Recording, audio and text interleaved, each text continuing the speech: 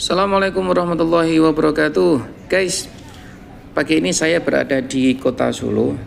Ini untuk pertama kalinya saya mendatangi Pura Mangkunegaran yang beberapa kali saya lewat di depannya tapi belum pernah masuk. Dan kali ini saya berkesempatan dengan kawan-kawan untuk mengetahui sejarah bagaimana berdirinya Pura Mangkunegaran ini. Meskipun sudah banyak tulisan ya, cuma pada saat saya berada di dalamnya rasanya lebih mantap lagi mendengar informasi bagaimana awal mula Pura Mangkunegaran ini berdiri. Sobat sekalian, ada kisah menarik awal mula berdirinya Pura Mangkunegaran ini.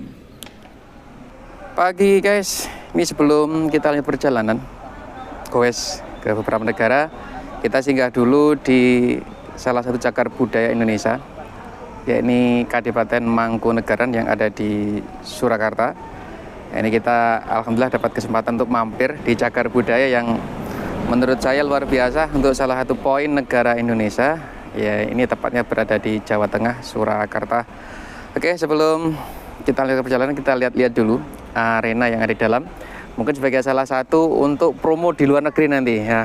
Nah, ini nanti jika kita sebelum lanjut goes, ini kita lihat ya salah satu keraton juga yang ada di samping Kadipaten Mangkunegaran. Oke, kita jalan-jalan ke dalam dulu.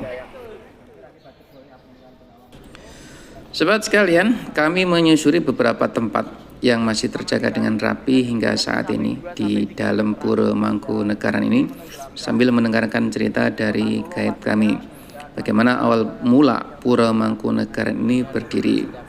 Pendiri dari Pura Mangkunegaran ini adalah Raden Mas Said yang berdiri sekitar tahun 1757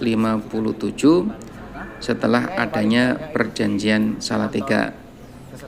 Di sini yang membuat saya salut bagaimana berdirinya Pura Mangkunegaran ini terjadi.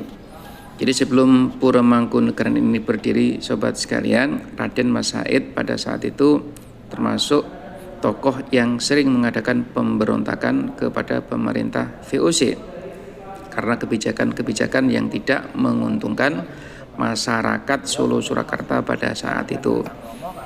Maka Raden Mas Said ini sering mengadakan pemberontakan, otomatis sering terjadi peperangan. Dari setiap kali peperangan, beliau selalu memenangkan pertempuran dan banyak prajurit dari VOC ini yang tewas. Atas apa yang dilakukan oleh Raden Mas Said ini, kemudian pemerintah VOC memberikan gelar Pangeran Sambernyowo. Maka sobat sekalian, dari peperangan, pertempuran dan pertempuran tidak pernah dimenangkan oleh VOC, maka VOC ini membuat tawaran kepada Raden Mas Said ini, bagaimana kalau kita adakan perjanjian, kita berikan kekuasaan kepada Raden Mas Said. Setelah melalui proses yang begitu panjang dan alot, maka Raden Mas Said menerima tawaran dari pemerintah VOC, yakni dengan mendirikan Pura Mangkunegaran di daerah Surakarta ini.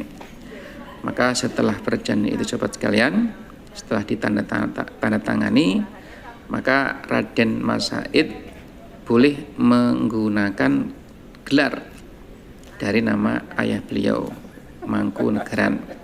Setelah perjanjian itu, sobat sekalian, beliau mulai berkuasa di daerah Surakarta dan mendapat gelar Kanjeng Gusti Pangeran Adipati Arya Mangkunegara yang pertama.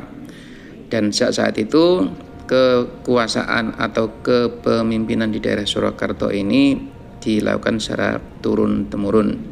Hingga saat ini tahun 2025 sudah diduduki oleh raja yang ke-10, yakni Kanjeng Gusti Pangeran Adipati Arya Mangkunegara 10. Oke sobat sekalian, setelah berkeliling di Pura Mangkunegaran, ada rasa haus dan sedikit lelah, kita nikmati kuliner yang ada di pojok Pura Mangkunegaran.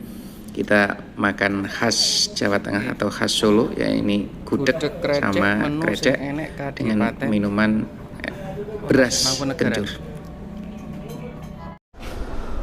Oke guys, kita sudah keliling-keliling di ke Kadipaten Mangkunegaran Surakarta dan alhamdulillah bisa mengetahui beberapa informasi dari guide tadi ya tentang keberadaan keraton yang masih berdiri dan masih berfungsi hingga di era modern ini.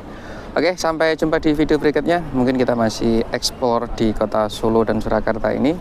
Tetap pantau perjalanan saya, ya ini goes menuju 3 masjid, insya Allah melewati beberapa benua. Sampai jumpa di video berikutnya. Assalamualaikum warahmatullahi wabarakatuh.